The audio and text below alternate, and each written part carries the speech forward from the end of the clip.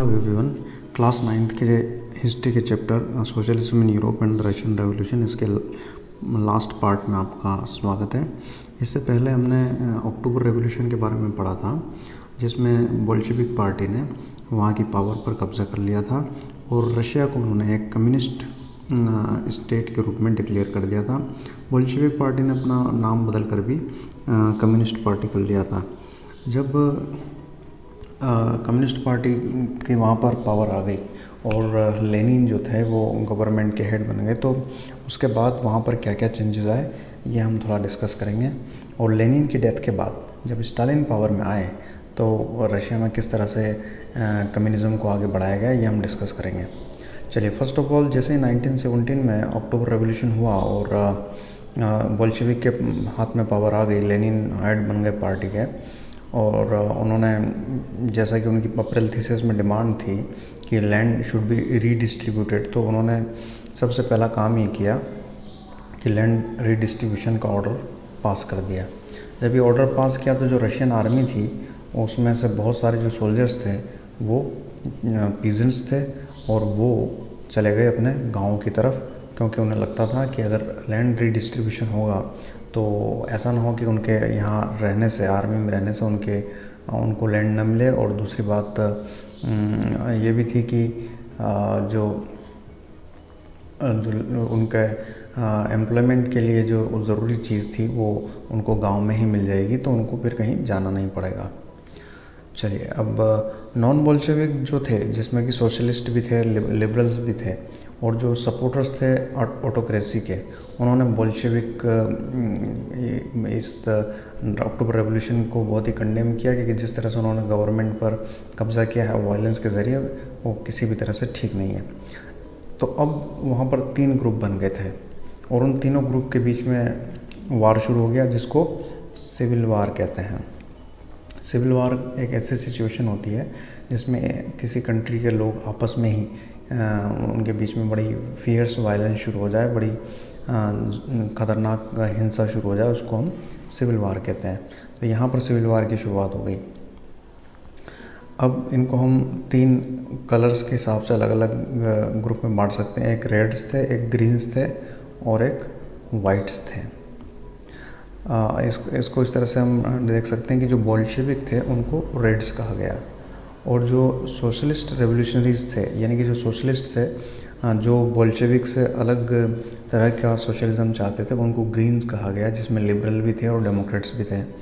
और वाइट्स में वो थे जो ज़ार को पसंद करते थे और चाहते थे कि ज़ार का ही रूल वहाँ पर रहे। तो इन तीनों ग्रुप में सिविल वार शुरू हो गया। By January 1920, the Bolshevik controlled most of the former Russian Empire. They succeeded due to cooperation with non-Russian nationalists and Muslim ZDTs. अब इस सिविल वार में अल्टीमेटली कौन विनर रहा? अल्टीमेटली जो विनर रहे वो बोल्शेविक रहे, क्योंकि जो बोल्शेविक थे उनको सपोर्ट मिला एक तो जेडिटिस्ट का। जेडिटिस्ट रशिया में वो लोग थे जो मुस्लिम थे और रिफॉर्मर्स थे। मुस्लिम रिफॉर्मर्स को वहाँ पर जेडिटिस्ट कहा गया। और जो नॉन रशियन नेशनलिटीज़ थे, जैसे कि पोलैंड के बहुत से लोग वहाँ पर रहते थे, पोलिश लोग वगैरह, तो उन्होंने भी इनको सपोर्ट किया बोल्शेविक लोगों को। तो इस तरह से ये अल्टीमेटली इस सिविल वार में ये विनर बन करके उभरे। ओके, चलिए अब नेक्स्ट बात करते हैं making a socialist society. A process of centralised planning was introduced. हमने देखा था कि रशिया की जो इकोनॉमिक कंडीशन थी वो बहुत ठीक नहीं थी, और इससे पहले हमने ये डिस्कस किया कि Russia was mainly an agricultural country, जिसमें 85% was population involve in agriculture. तो और वहाँ पर इंडस्ट्रीज़ का जो बहुत कम डेवलपमेंट हुआ था, तो उसकी वजह से एक प्लानिंग का थॉट वहाँ पर आया कि अगर हमें रशिया को एक बिग इकोनॉमिक पावर बनाना है तो प्लानिंग से चलना होगा। Officials assessed how the economy could work and set targets for a 5-year period. और ये जो प्लानिंग थी उनकी वो 5 ईयर यानी कि 5 साल की प्लानिंग थी।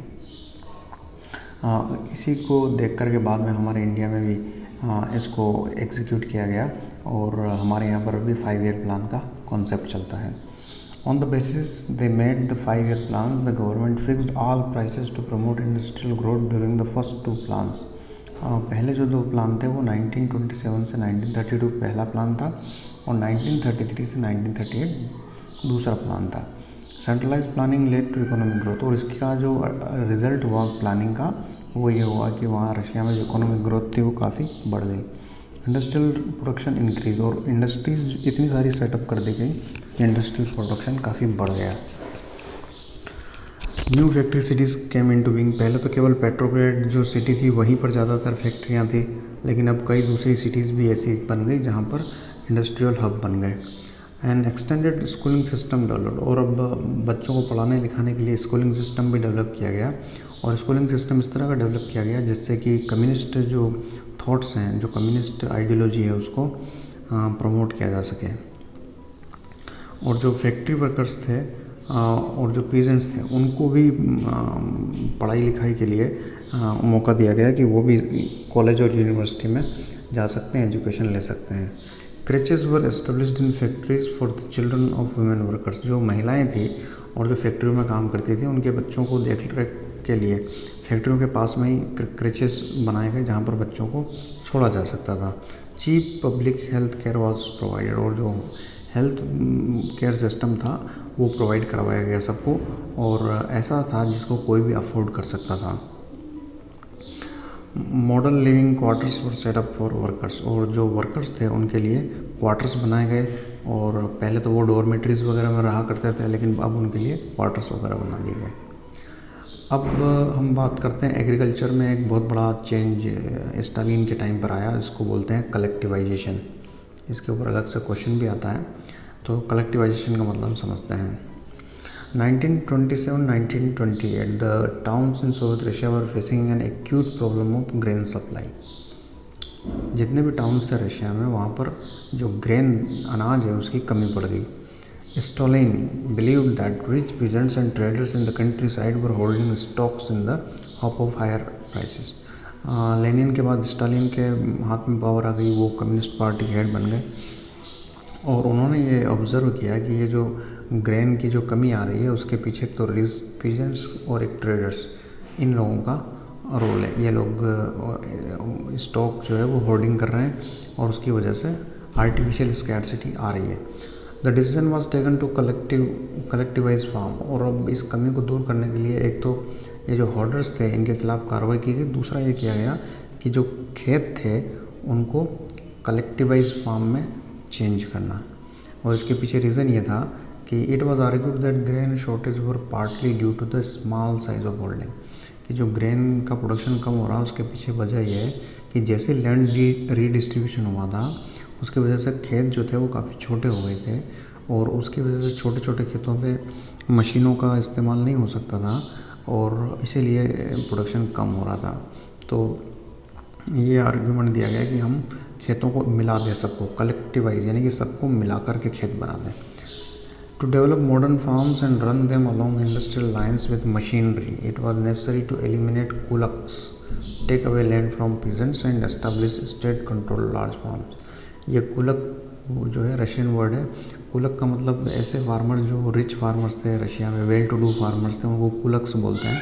तो ये कहा गया कि जो रिच फार्मर्स हैं उनको उनसे ज़मीनें ले ली जाए, और दूसरा ये किया जाए कि जितनी भी ज़मीन है उसको सबको एक साथ मिला करके, और जो पीजेंट्स हैं उनसे कहा जाए कि वो मिल करके खेती करेंगे, कहीं पर भी किसी तरह की फेंसिंग नहीं होगी, क्योंकि कुछ ऑफिशियल्स का ये मानना था कि जितने छोटे खेत होंगे उतनी ज़्यादा फेंसिंग होगी और उससे उतनी ज़्यादा लैंड जो है वो वेस्ट होगी। It was called collectivisation programme, और इसको कलेक्टिवाइजेशन प्रोग्राम कहा गया।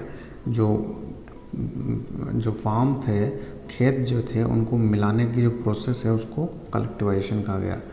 From 1929 the party forced all peasants to cultivate in collectivise farm, और ये जो कलेक्टिवाइज फार्म थे इनको रशियन लैंग्वेज में कोलकोज कहा गया। तो ये वर्ड्स आप याद रखें, एग्जाम में छोटा क्वेश्चन आ सकता है, कोलक्स, कोलकोज। The bulk of land and implements were transferred to the ownership of collective farms. Peasants worked on the land and the kolkhoz profit was shared. अब इसमें यह होता था कि जब सारी लैंड को मिक्स कर दिया, मिला दिया, तो बहुत बड़े बड़े फार्म बन गए, वहाँ पर सारे फार्मर्स काम करते थे, और जो उस क्रॉप्स को बेचने के बाद जो भी पैसा आता था उसको वो शेयर कर लेते थे। Those who registered collectivisation were severely punished, और जिन लोगों ने इसको अपोज किया कि नहीं हम तो अपनी अकेले अलग ही इंडिविजुअल फार्मिंग करेंगे, उनको पनिश किया गया। बहुत सौ को डिपोर्ट कर दिया गया, बहुत सौ को एग्जाइल कर दिया गया, देश से बाहर निकाल दिया गया। चलिए अब हम देखते हैं कि जो बोल्शेविक या कम्युनिस्ट पार्टी की जो पॉलिसीज़ थी जिससे बहुत से लोग सफ़र भी कर रहे थे, अगर उन लोगों ने उनको अपोज किया तो उनके साथ कैसे डीलिंग की गई ये हम थोड़ा समझते हैं। Many within the party criticise the confusion in industrial production under the planned economy and the consequences of collectivisation. बहुत से लोगों ने एक तो ये प्लानिंग जो थी, एक तो इसका उन्होंने अपोज किया, और दूसरा जो कलेक्टिवाइजेशन प्रोग्राम था जिसको जस्ट अभी हम डिस्कस किया उसको भी अपोज किया। स्टालिन, ये आप पिक्चर देख सकते हैं स्टालिन का, and his sympathisers charge this critics with conspiracy against socialism. और जिन भी लोगों ने इस तरह से अपोज किया स्टालिन का, उनको उनके ऊपर काफ़ी गंभीर आरोप लगाए गए, कॉन्स्पिरेसी के आरोप लगाए गए। Accusations were made throughout the country and by 1939 over 2 million were in prisons और लेबर कैंप्स।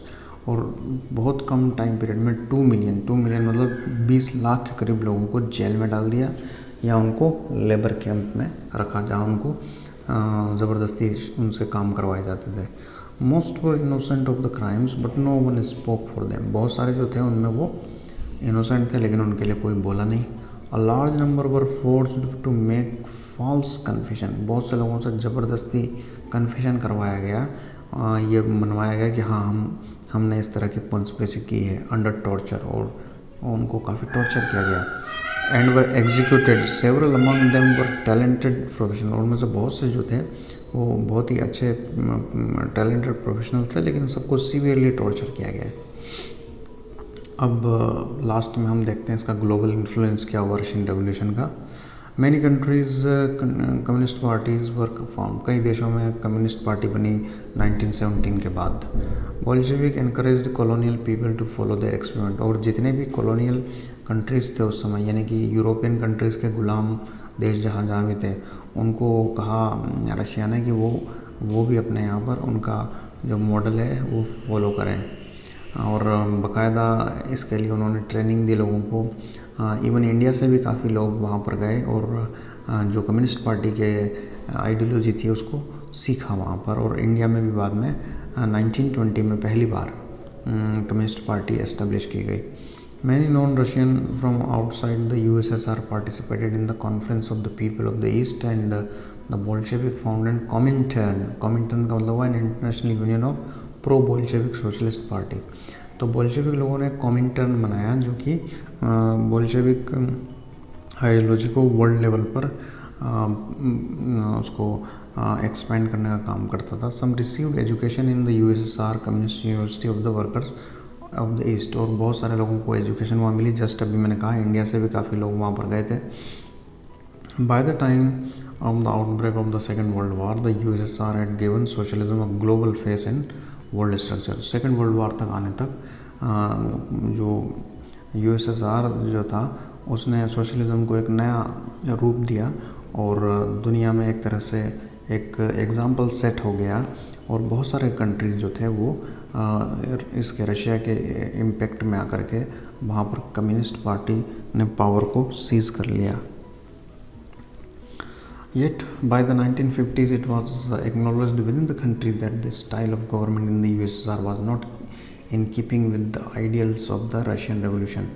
बहुत से लोगों का ये भी मानना था कि जिस तरीके से लेनिन ने 1917 में रेवोल्यूशन किया और जिन आइडियल्स को लेकर के पार्टी बनाई थी उसको अब धीरे धीरे स्टालिन के टाइम में इसको उन आइडियल्स को भुला दिया जा रहा है। It had denied the essential freedoms to its citizen and carried out its developmental project through repressive policies। जो स्टालिन की जो पॉलिसीज़ थी वो बड़ी रिप्रेसिव पॉलिसी थी, यानी कि दमनकारी नीतियाँ थी।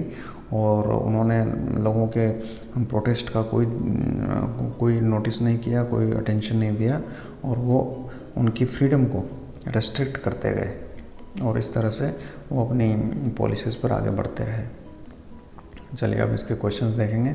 व्हाट वाज कलेक्टिवाइजेशन प्रोग्राम, अभी जस्ट हमने डिस्कस किया। खेतों को मिलाने का जो प्रोग्राम था उसको collect. Who were kulaks, well to do farmers जो थे वो कुलक थे। What happened to those who protested Stalin policy, जिसने स्टालिन की पॉलिसी को अपोज किया उनका क्या हुआ, तो उनको बहुत ही सीवियरली टॉर्चर किया गया, जेल में डाला गया, लेबर कैंप में रखा गया। Explain the effect of the Russian revolution on the world, और ग्लोबल जो इम्पेक्ट है वो डिस्कस कीजिए। इसको आप इन सब के आंसर लिखना बड़ा आसान है। ये चैप्टर हमारा यहाँ पर एंड होता है। Thanks for watching.